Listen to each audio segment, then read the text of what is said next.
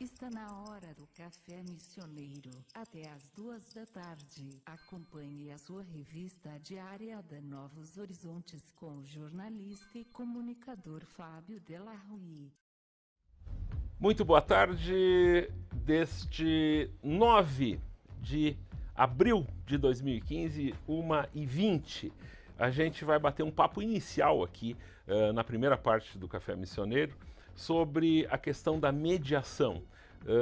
Hoje e amanhã está acontecendo no fórum local uma programação desenvolvida pela OAB Rio Grande do Sul, que com muita satisfação a gente recebe aqui no estúdio o presidente da Comissão de Mediação e Práticas Restaurativas e coordenador geral da Casa de Mediação da OAB Rio Grande do Sul, Ricardo Dornelles, juntamente com o Itaguaci Meirelles Correia, o nosso homem da OAB Santo Ângelo, que desde cedo já está envolvido nessa questão de popularizar, de dialogar sobre mediação. A gente nota, num sentido de definição, de conceito, que existe uma certa confusão e eventos como esse, claro que dirigidos aos advogados, aos agentes ligados ao direito, mas também ecoam na sociedade. Nós temos 35 mil processos no Fórum de Santo Ângelo. Se esses litígios não tivessem sido transformados em processos, pessoas já poderiam ter resolvido o seu problema. Desde cedo eu também estou em contato com eles, é algo absolutamente apaixonante se pensarmos que isso traz um pouco de humanidade para esse monte de papel que, inclusive, segundo as palavras do diretor do fórum, o juiz Rosa, dizendo hoje que não tem mais como pensar em pessoas ao analisar um desses 35 mil processos. É praticamente uma indústria que está sendo tocada, e essa indústria, um nível de exigência, enfim, a forma com que ela está funcionando não está legal. Muito boa tarde, eu tentei fazer um resuminho aqui no nosso papo, que até, por sinal, o pessoal está mais acostumado a papos mais longos, será um papo mais rápido. Que bom que o senhor está em Santo Ângelo e que bom que esse assunto, pelo menos alguns veículos de comunicação vão tratar dessa questão entre hoje e amanhã até o final de semana. Muito boa tarde. Boa tarde. Eu que agradeço o convite. Não pode pegar, isso. É uma honra poder participar aqui e contribuir com esse papel, né, transformador da mediação para a sociedade, né, e principalmente com os operadores do direito, que é o papel que nós, OAB, estamos fazendo, já vemos construindo isso nos últimos 10 anos, no intuito de apresentar, né, algumas técnicas e criar uma humanização dentro do judiciário. Então é muito importante esse evento por parte aqui da subseção aqui de Santo Ângelo, né, em parceria com as universidades e com o judiciário, trazer alguns esclarecimentos, né, e nós podemos compartilhar, né, e discutirmos essa nova proposta a partir do novo Código de Processo Civil, que foi homologado mês passado, e que a partir do ano que vem, né, nós sofreremos profundas modificações na sociedade através da legalização da mediação. No exterior, isso já é amplamente difundido, inclusive existem países onde, no caso aqui da Argentina, que o processo só passa a existir, mas antes dele tem uma tentativa de mediação, enfim. Nós estamos, o senhor considera que isso finalmente vai chegar até nós, ou ainda é um caminho muito difícil? Bom, a Argentina ela já vem nos últimos 20 anos já implementando, né, a mediação de conflitos no âmbito do judiciário para a sociedade. Já passaram algumas reformulações da lei. No primeiro momento era obrigatório, depois recuaram. Hoje passa a mediação para os centros privados, que atendem a mediação e encaminham para o judiciário em parceria. Foi uma opção, né, que os argentinos encontraram, assim como no Chile, no Paraguai, que já existe implementada a mediação. Nós aqui no Brasil, dadas as dimensões e a nossa cultura, nós estamos adaptando e criando os sistemas de mediação dentro do judiciário e preparando, através das entidades de classe, a mediação privada, que é o que eu acredito que será, em breve, né, uma das opções que a sociedade vai procurar para resolver os seus conflitos. Sim. E também para o advogado como fonte de renda. A partir do momento que ele dominar isso aí, que ele conhecer isso aí, ele vai poder prestar esse serviço. Esta é uma preocupação da OAB, tanto do âmbito nacional como estadual, de que criemos espaço, né, e preparemos junto com as universidades este novo profissional, né, da advocacia, com um olhar, né, para o diálogo e com um olhar de uma maneira mais célere para resolver os conflitos da sociedade. Claro que o aspecto do ganho, o retorno que o advogado vai ter, passa por toda uma compreensão da sociedade. Que a nossa sociedade ela não está preparada para isso. Ela ainda depende muito de uma sentença. Por mais que os advogados experientes, ou o próprio colega que sugira a possibilidade de dialogar, as pessoas muitas vezes não querem isso, né, e buscam a sentença. Isso é da natureza da pessoa ou da natureza do advogado? No curso de Direito, né, nós passamos 5 anos praticamente estudando o processo, né, e se preparando para o litígio e para o lado principalmente, né, do processualismo em si. Tá? Então, nós não temos disciplinas que tratem de diálogo, que tratem de conflito, que tratem de comunicação ou que abordem o aspecto negocial, que é possível em todos os conflitos. E que nós fazemos isso de uma forma geral. Nós, enquanto seres humanos, estamos todo dia negociando, né, com um filho dentro de casa, com a companheira, com o vizinho, com o colega de trabalho. Isso é o nosso dia a dia. Agora, a mediação, ela tem um olhar humanizador, ela tem uma técnica, uma estrutura que os profissionais utilizam, né, para as pessoas poderem se escutarem, poderem construírem uma solução. E o mediador, ele é um profissional que ele não vai dar parecer, ele não vai dar uma sentença, ele não vai ter um olhar de psicólogo ou como advogado. Ele vai aproximar as pessoas para que possam, de uma forma efetiva, dialogar. Isto é desafiador, isso não está na nossa cultura. É mais fácil. A nossa cultura é uma cultura de briga mesmo. De briga, nós gostamos de brigar, nós gostamos de ter razão, né? Sempre achamos que temos razão em relação ao outro. Então, quando as pessoas se encontram num espaço, numa sessão de mediação, elas, em primeiro lugar, elas precisam estar abertas a escutarem o outro. E também é uma questão que me chamou a atenção hoje pela manhã, quando eu tomava conhecimento disso, a questão que o mediador, ele não dá a solução. Porque normalmente quando a gente para em relação... Vamos usar o exemplo que eu acho muito... Nós em seguida aqui teremos um padre que estará aqui conosco conversando sobre uma tese de mestrado dele, logo depois que os senhores saírem daqui. O padre, muitas vezes, é procurado para dar a solução para as pessoas, para... Né? Por favor, o senhor me ajude.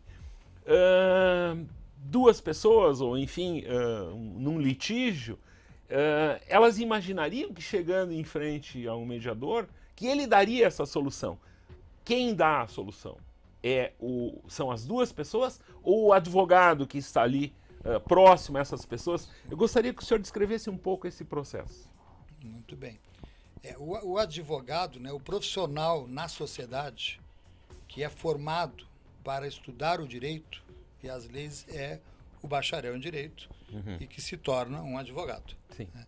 Quando surgem questões do ponto de vista técnico, jurídicas, numa mediação, o mediador deve solicitar a presença do advogado. Né? Se o advogado não está presente por várias questões, num momento desses é sugerido que eles procurem seus advogados e esclareçam as dúvidas jurídicas. Tá? Isto é uma forma totalmente diferente que esse terceiro imparcial, esse mediador, esse facilitador, ele conduz esse processo. Ele não vai dar a solução jurídica, mesmo que eu seja um advogado. Porque quando eu atuo como advogado no meu escritório e sou chamado para dar uma posição técnica, por exemplo, na área de família, eu estou exercendo o meu papel de advogado. Quando eu sou chamado como mediador, estou conduzindo a mediação num casal, eu não vou dar a orientação jurídica.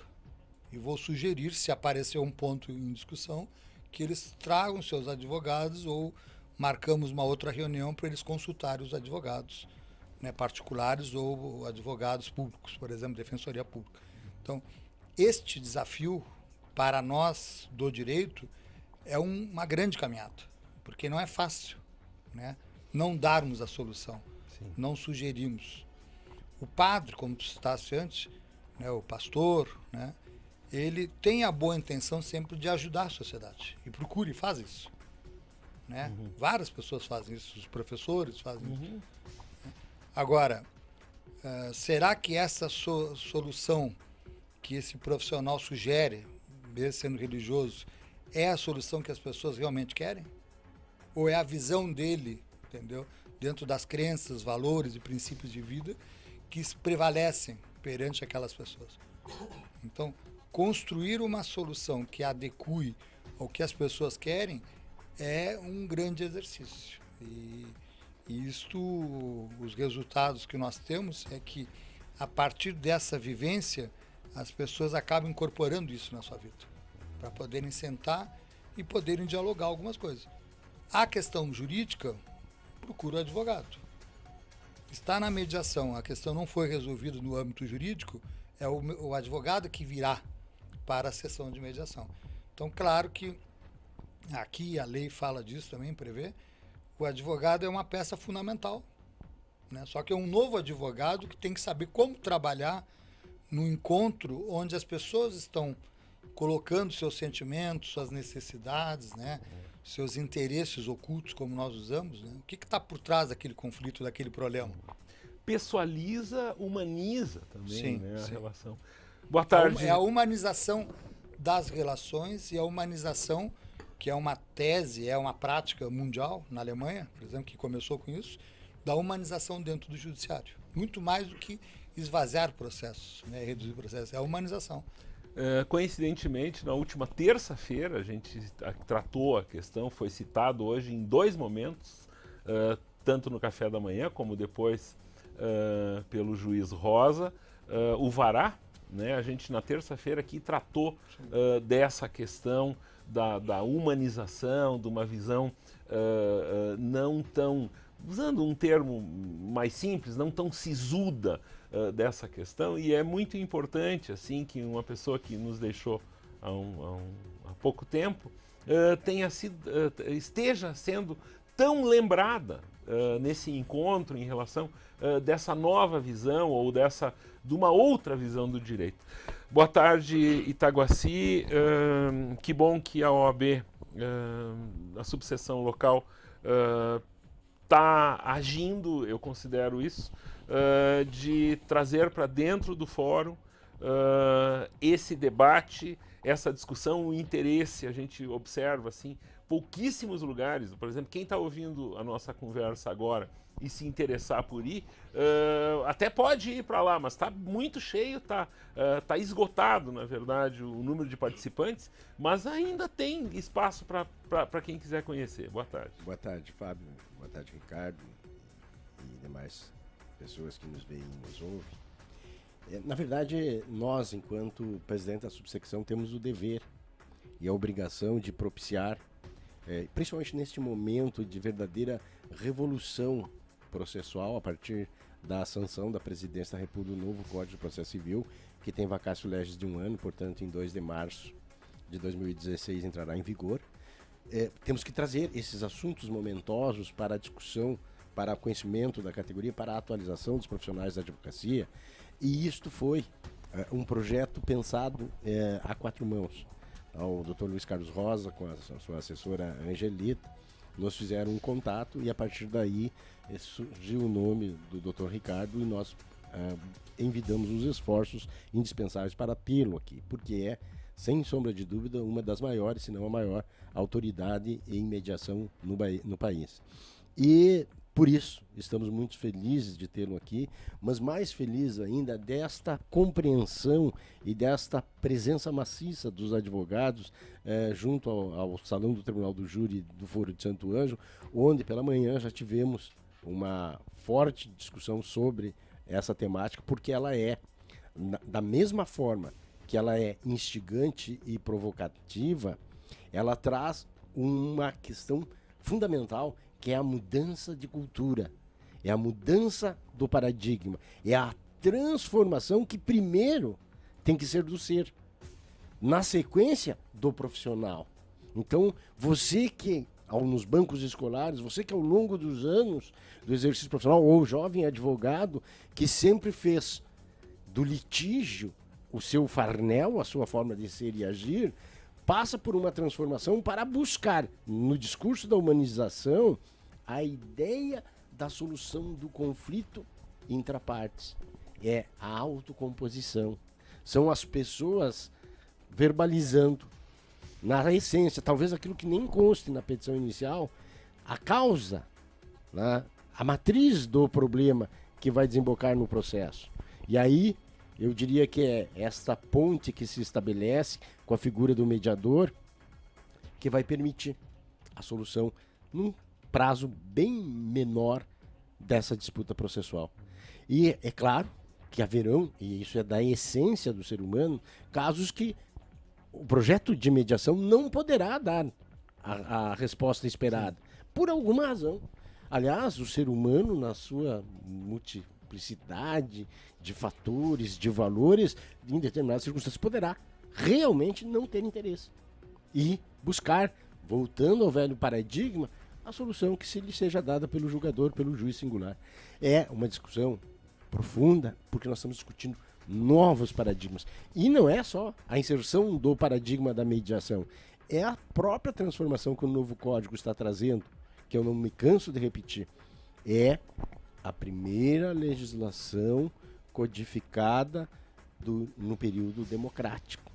E isso traz também para as outras questões uma mudança profunda de paradigma para garantir, muito mais que a forma, garantir que o próprio judiciário possa analisar eventual conflito no seu mérito, para dizer quem tem e quem não tem razão.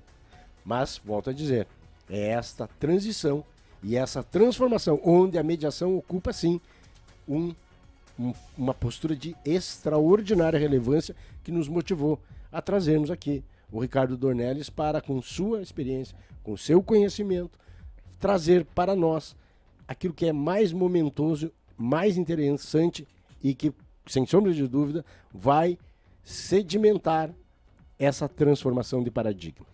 O Dr. Ricardo coordena um projeto, dá para se dizer, um projeto piloto no país, aqui no Rio Grande do Sul, que é a Casa de Mediação, com a atuação de advogados que atuam em diversas áreas, com um foco na pessoa que não tem condições, que não tem acesso à justiça também.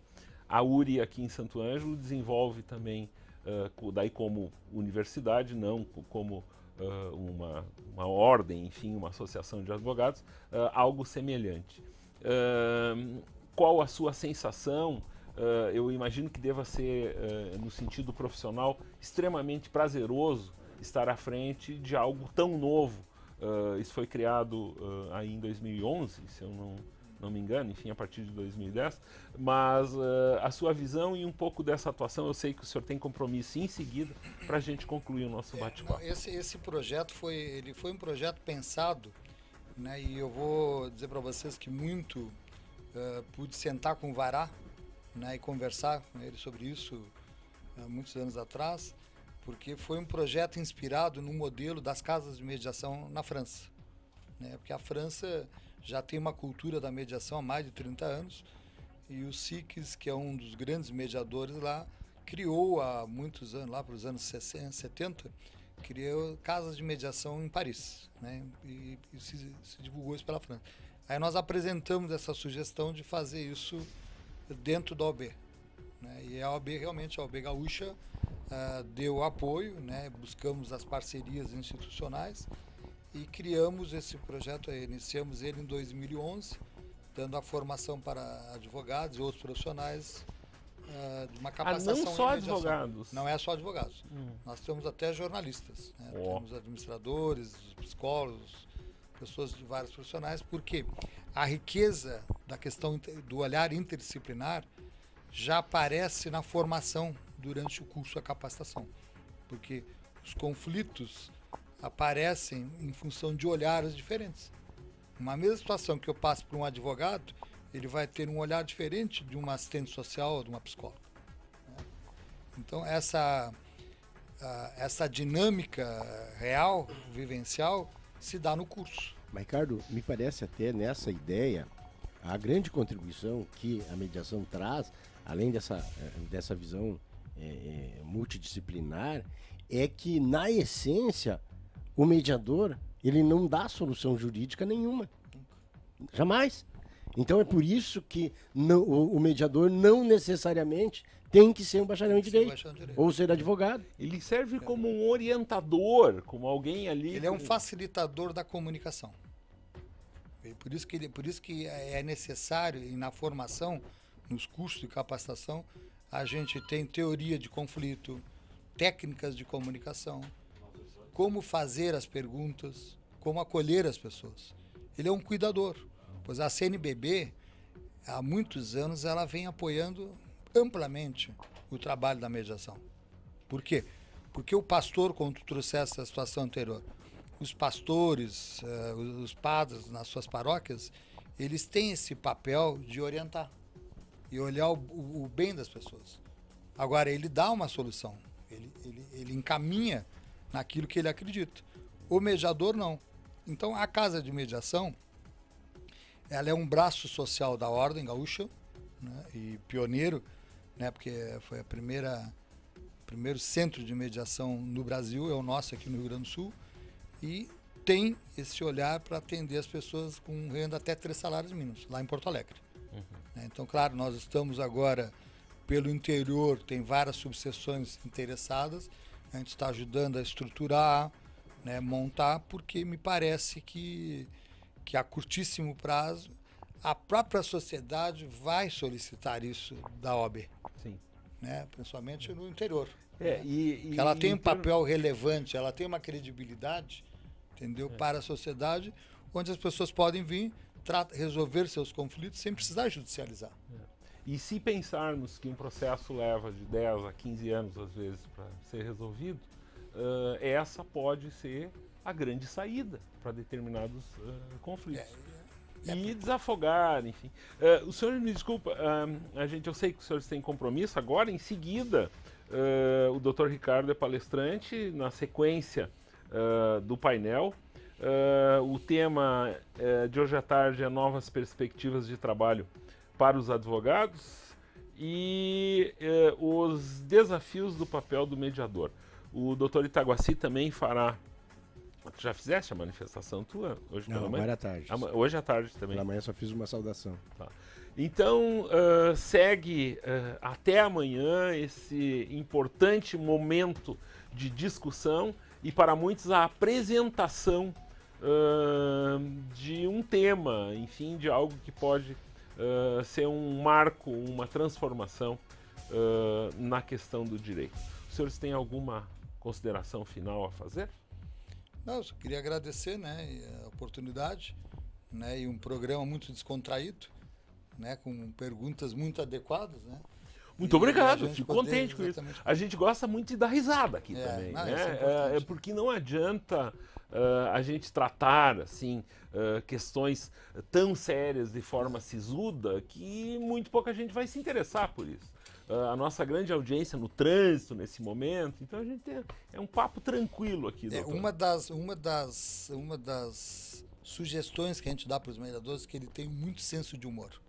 Agora, o senso de humor adequado. Claro. Porque no momento de muita dor e tristeza, eu preciso validar aquilo, as pessoas precisam sentir aquilo. Sem dúvida. E eu, como ser humano, eu preciso estar presente ali. Né? Não me abraçando, me agarrando a pessoa para chorar junto e Claro.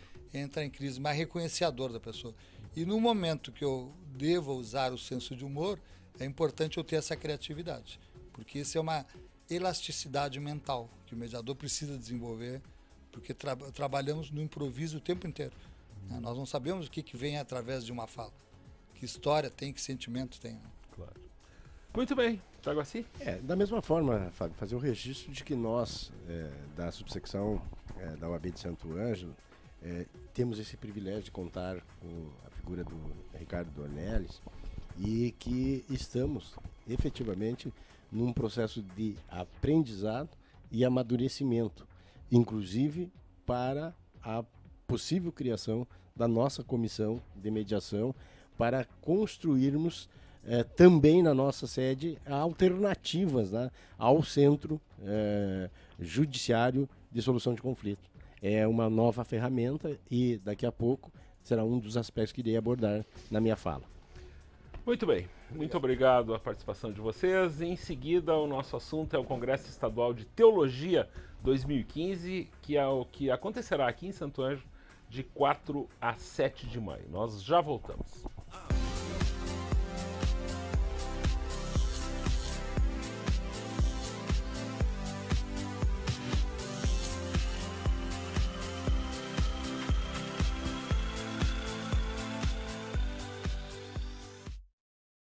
Um programa recheado de conteúdo, Café Missioneiro, desta quinta-feira. Comigo, o doutor em teologia, é muito bom apresentá-lo assim, o meu amigo padre Fábio Jungs, nota A com louvor na defesa do seu doutorado dias atrás. E para nós aqui, praticamente da casa, vamos dizer assim, o padre Fábio vem aqui também falar sobre um encontro que acontece aqui no começo do mês de maio, um congresso estadual de teologia aqui na URI. Muito boa tarde, um prazer. Eu sei que o senhor é ouvinte do programa e eu fico muito contente assim de receber o apoio que tu dás aqui para nós, seja no carnaval, seja no que a gente está fazendo aqui. E seja muito bem-vindo. Primeiro, em relação a parabenizá-lo pela conquista, né, que isso é algo com um esforço, uma dedicação, um estudo, enfim, na busca pelo conhecimento, enfim. Que bom que tu estás aqui, Fábio. Boa tarde, Delarry, aos que nos acompanham pela rádio, também pela internet.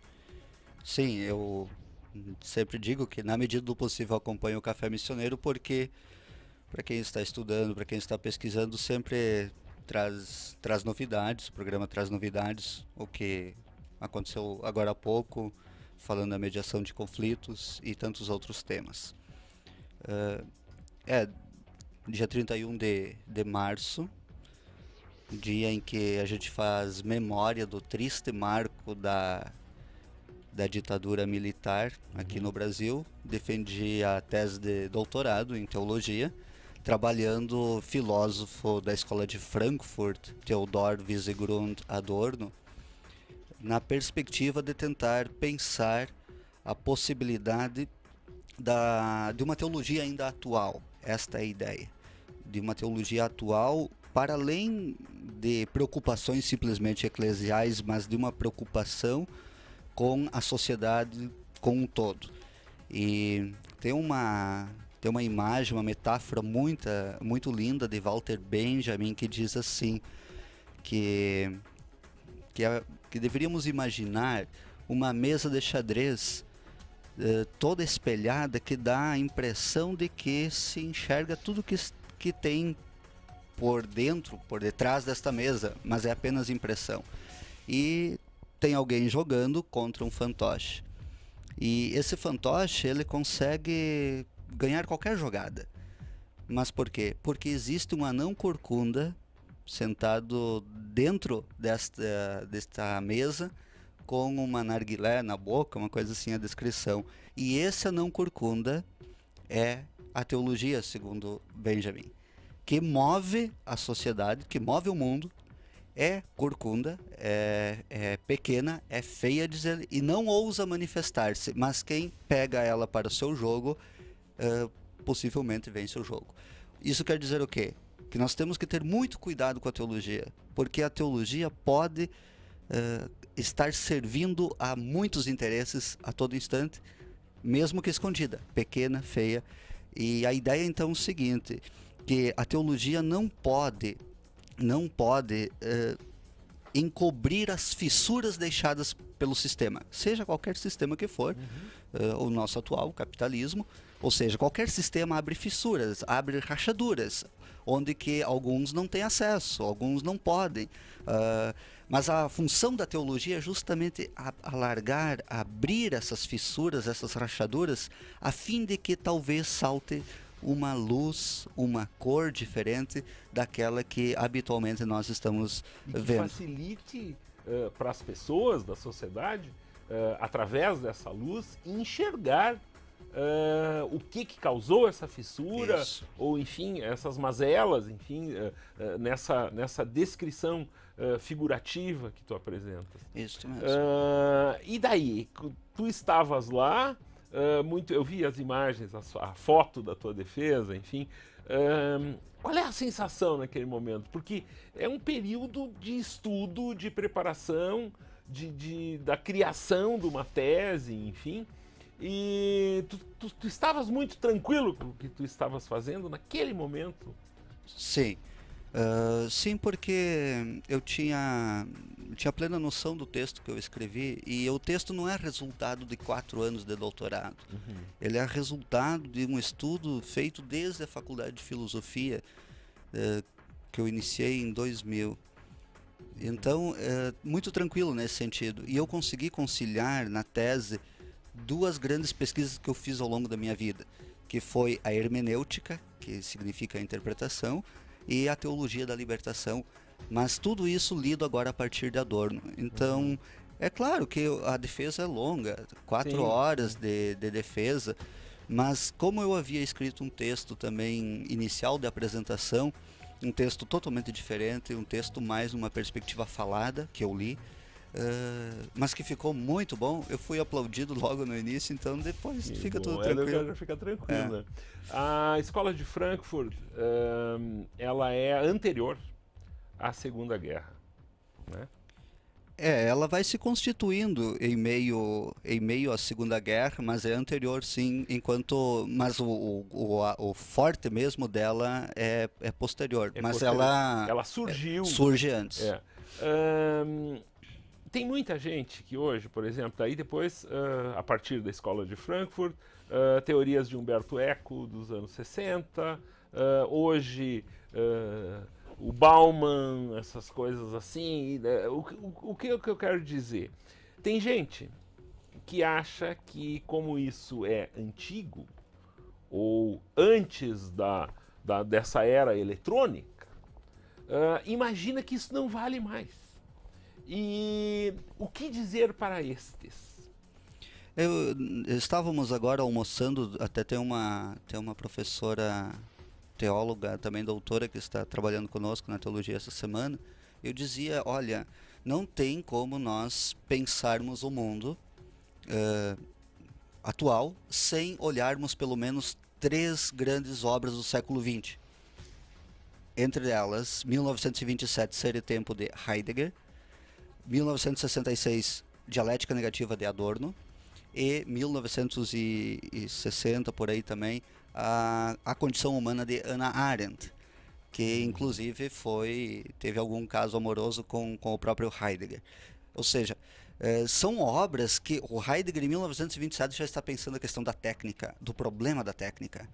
O Walter Benjamin, esse, por exemplo, que eu citei já antes, ele tem uma imagem que diz assim, olha, ele compra um quadro o quadro se chama Ângelos Novos, e é um anjo que o Walter Benjamin acha que é o anjo da história.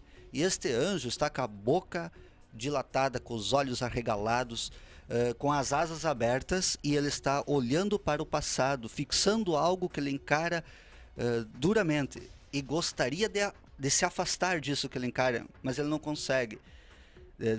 Mas ele gostaria de possivelmente voltar e acordar os mortos e juntar os fragmentos.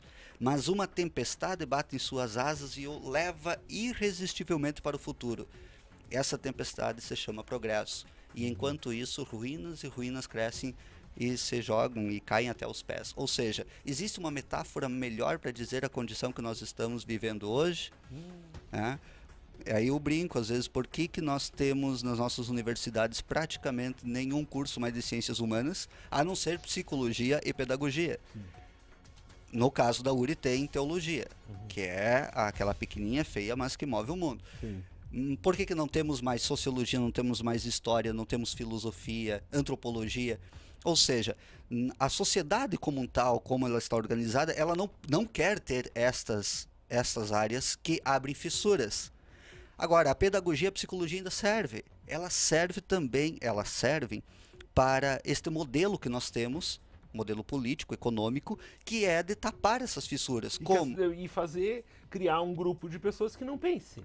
Que não pense, mas que é necessário para esse mercado de trabalho. Por exemplo, vai ter que ter o pedagogo, que de preferência esteja na educação infantil das 6 da manhã à meia-noite. Sim. Para que os pais possam mais produzir, trabalhar. Vai ter que ter o psicólogo para contratar nas empresas e uma série de coisas. Ou seja, ainda é necessário. Pedagogia e psicologia são necessárias. As outras, não. Para que fazer memória da história, né? Para que fazer memória? É lamentável isso. Isso eu considero algo assim terrível.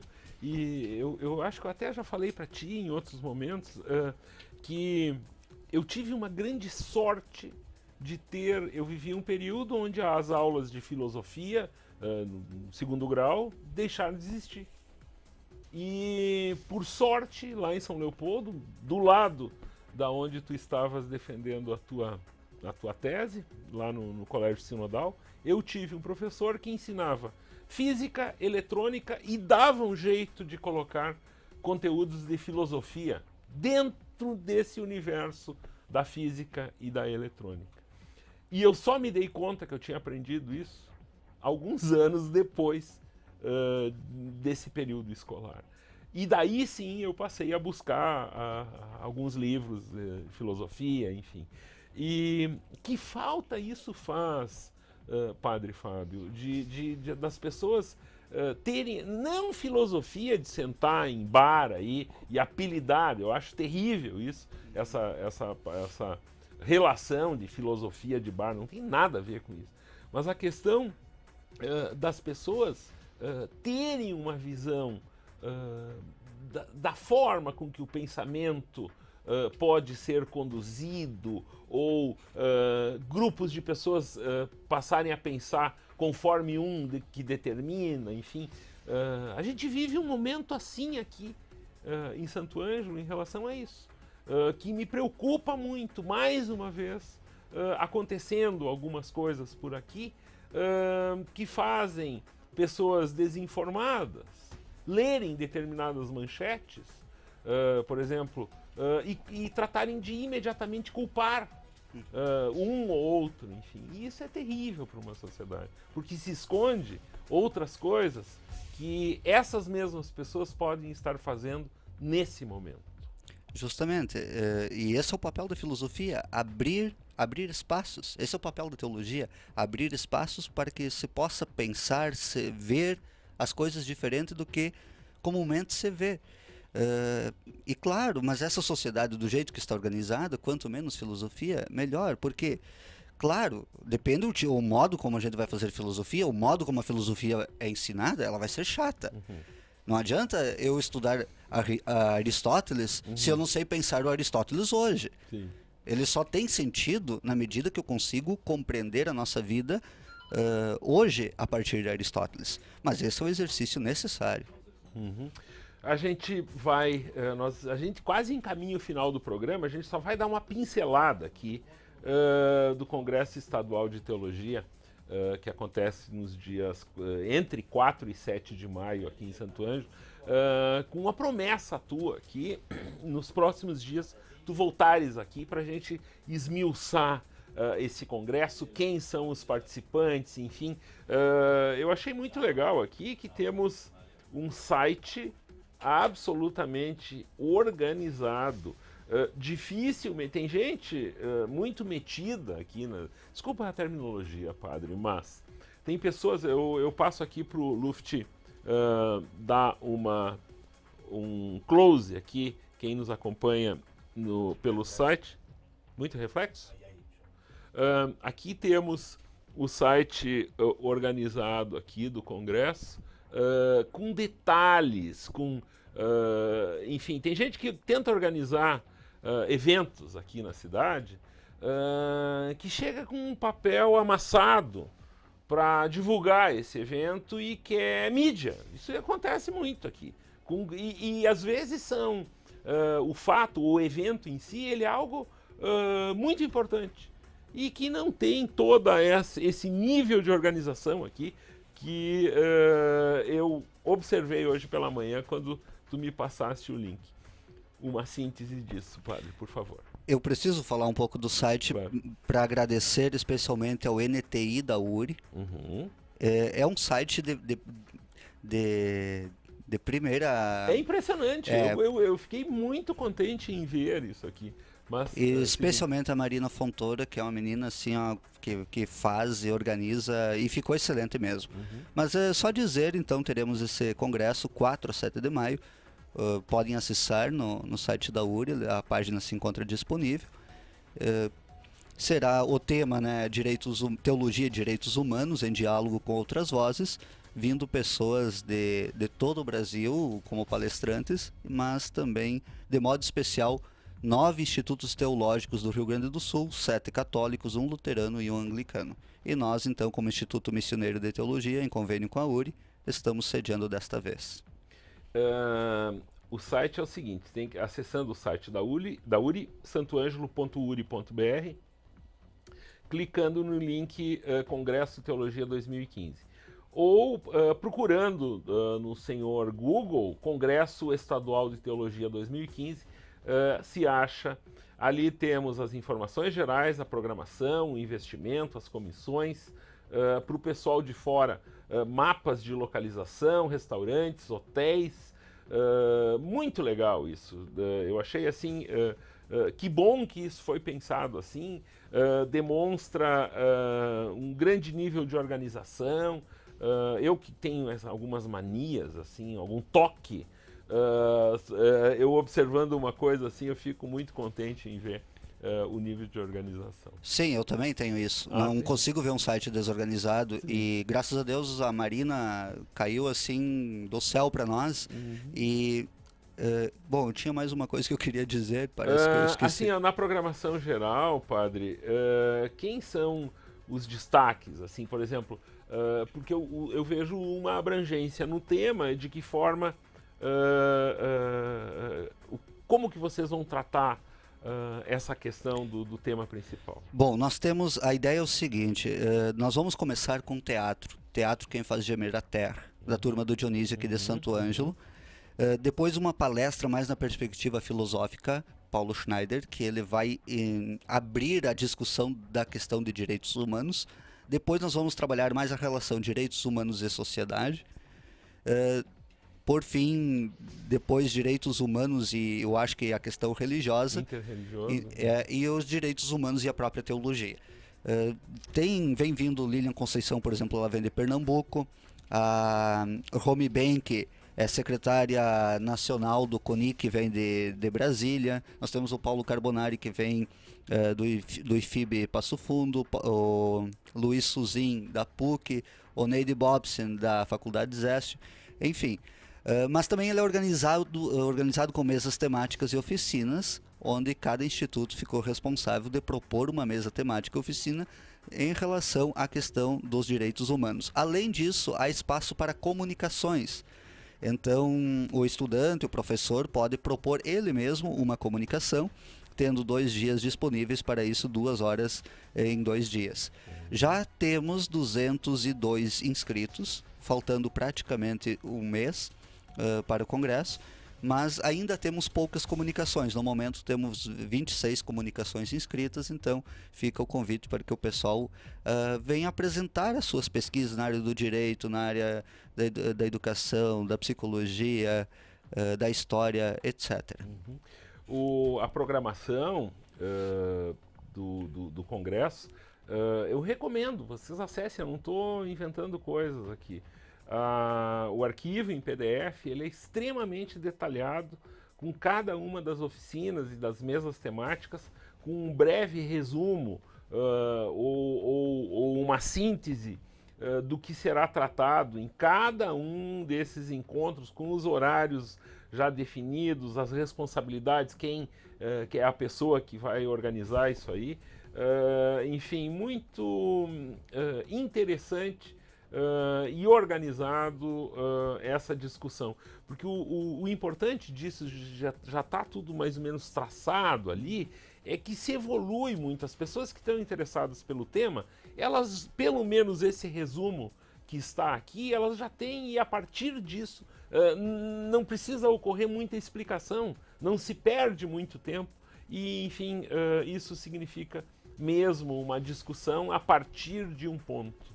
Sim, o congresso está muito bem organizado. Nós conseguimos, com poucas reuniões, imagina, são 9 institutos pensando junto. Sim.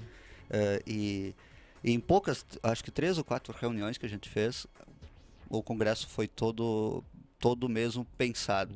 E além disso, por exemplo, nós temos uma proposta muito legal e audaciosa ao mesmo tempo. Nós vamos oferecer na terça e na quarta-feira almoço por R$ 7,50 cada almoço, lá na URI mesmo, para que não precise se deslocar. Claro.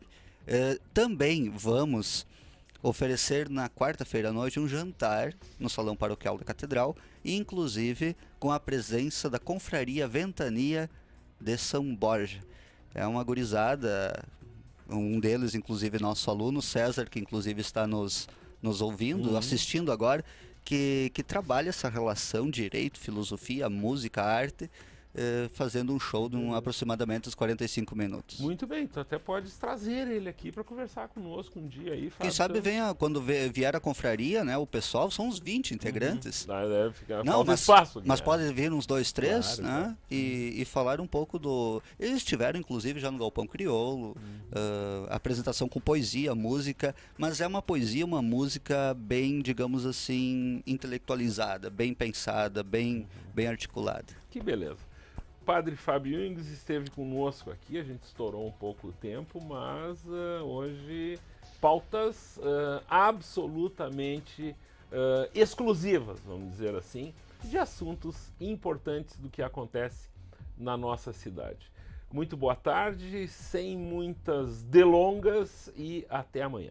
A melhor rádio do seu rádio.